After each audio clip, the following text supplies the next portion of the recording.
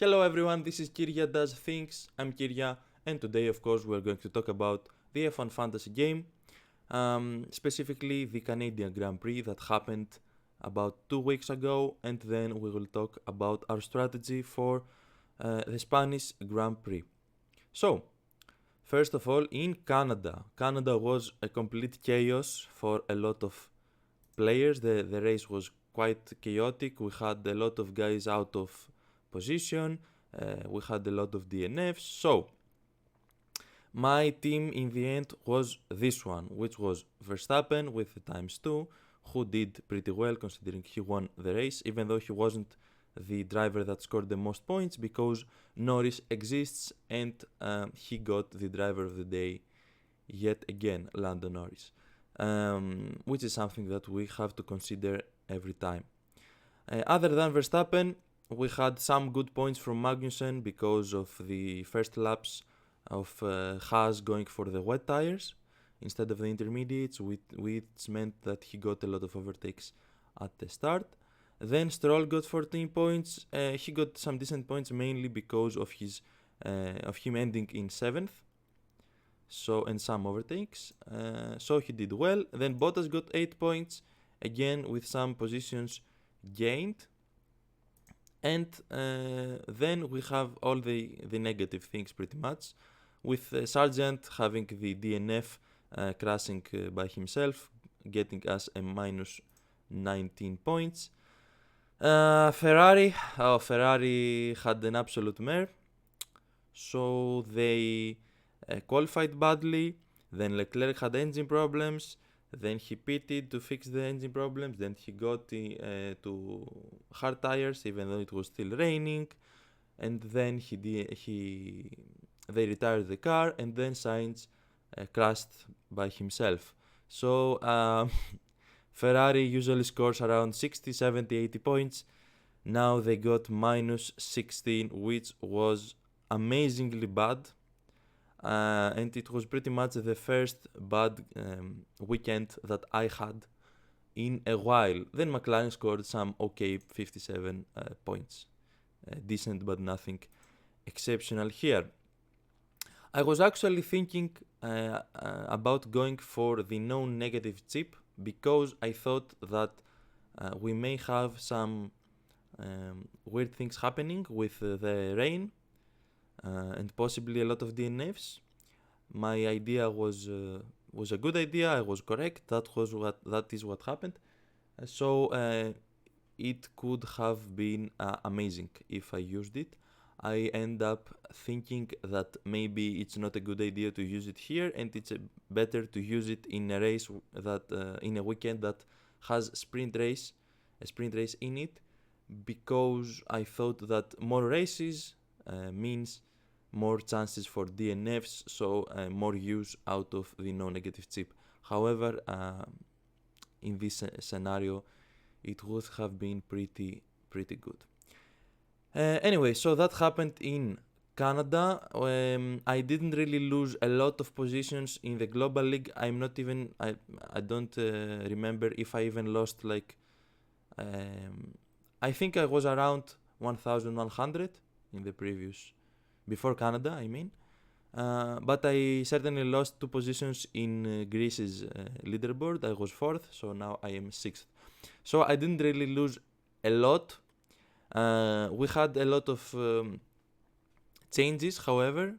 So some people even scored like less than 132 points. Some people even scored like 50. Maybe a lot of people had Leclerc 2 times. So they scored absolutely terribly. And on the other hand, a lot of people actually followed the practice's trend, which was that Mercedes was going to be good. So they went for Mercedes and ended up getting a lot of points. Some people scored even like 250 points or something. So you had a big switch in the positions. Some people that were not doing that well in the season got a massive amount of points compared to some people that maybe went for more basic approach of Leclerc and Ferrari. That meant that they did terribly. So I did, I guess, fine. Somewhere in average, below average, I think was my performance in Canada. Anyway, so we didn't lose a lot in the end, thankfully.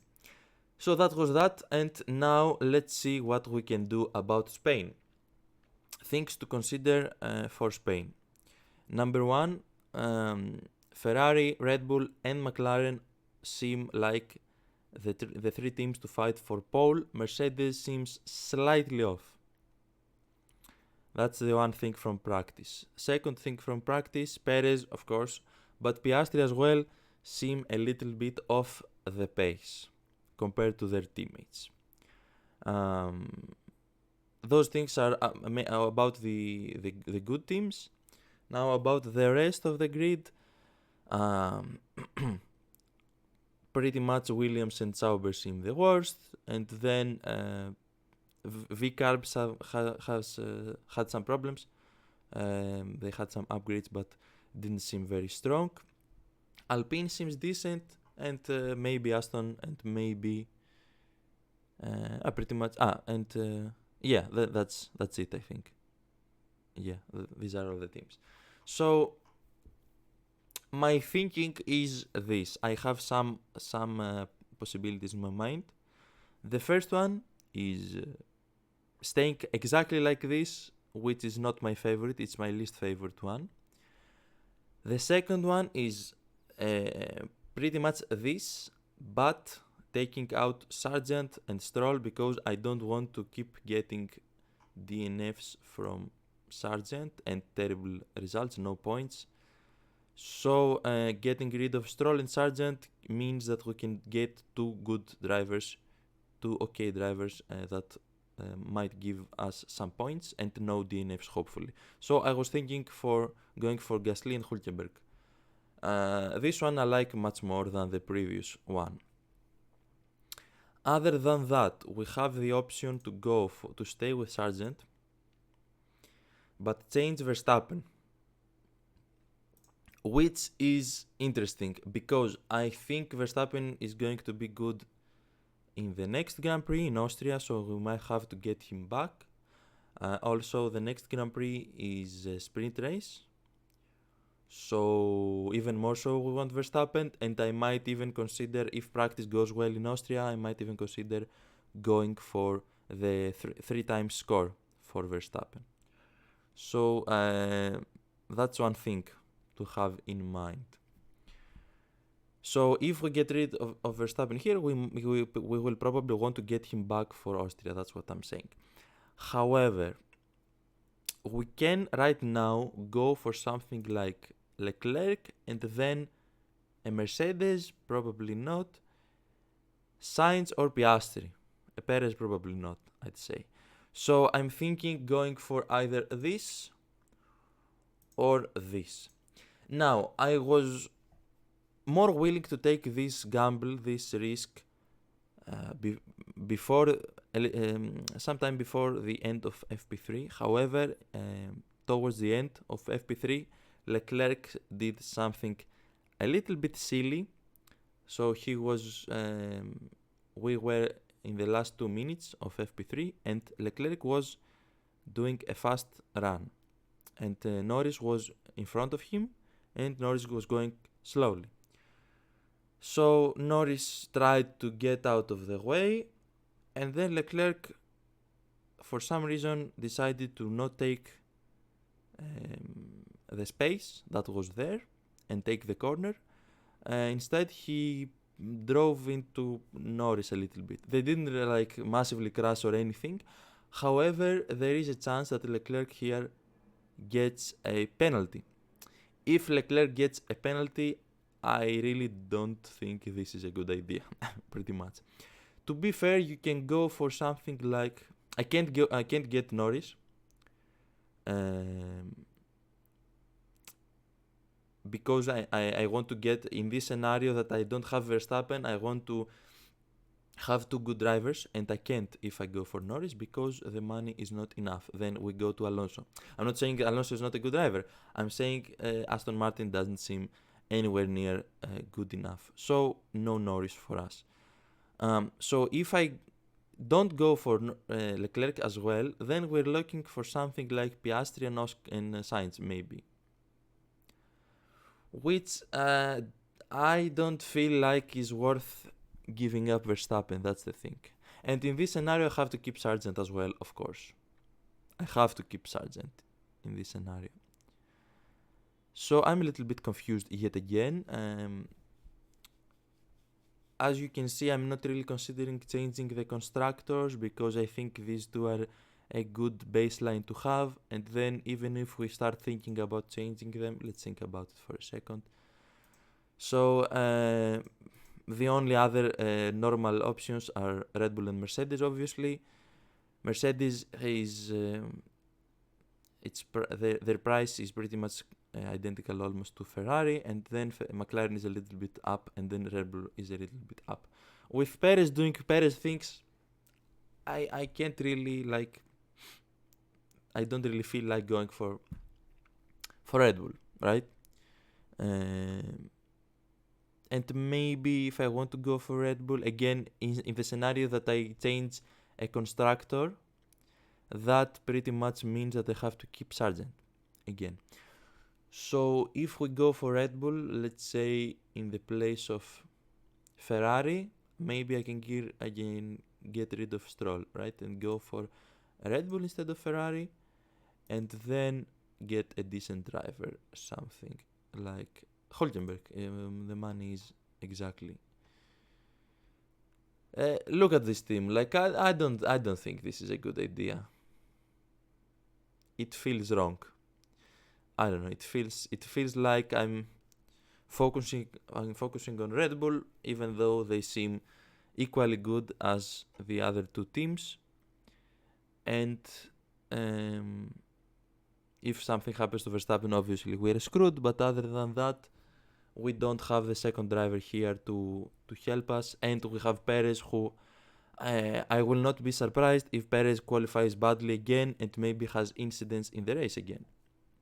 Maybe he does okay. Maybe he does okay enough, but he's not doing well. He's not doing well, and usually when things go terribly with Perez, they continue to go terribly. So I don't know. I don't like this option.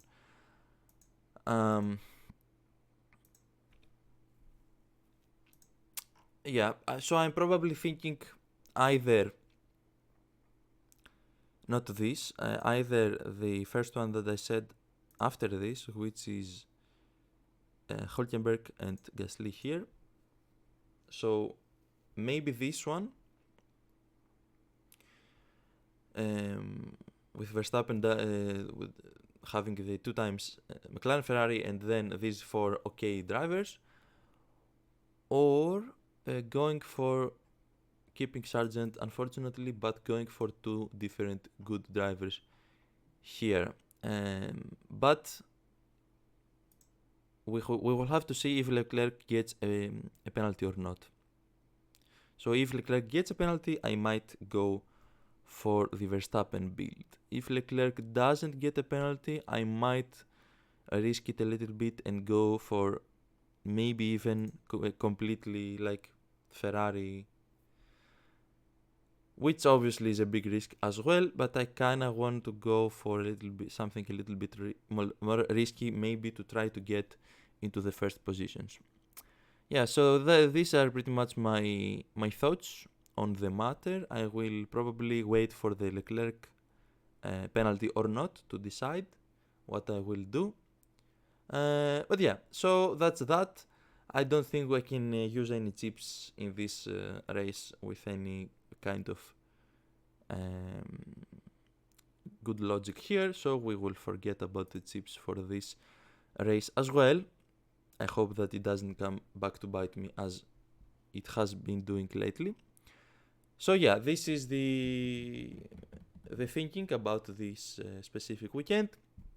That's the video. I hope you liked it. We will have again another video obviously in a week, and then another video in 2 weeks from now, because Formula 1 is having a back-to-back races. So Spain is now, Austria is the next one, and the third one I'm not even sure. Let's check it out together. I think it might be Hungary. No, it's Silverstone, and then we have 2 weeks for Hungary. Okay, so a lot of action for Formula One and shit like that. Yeah, that was the video. I hope you liked it. Give me a like and subscribe to the channel for more F1 Fantasy and other stuff, maybe in the future. Thank you for watching, and see you after the Spanish Grand Prix. Let's hope that they will do better than Canada. See ya. Bye.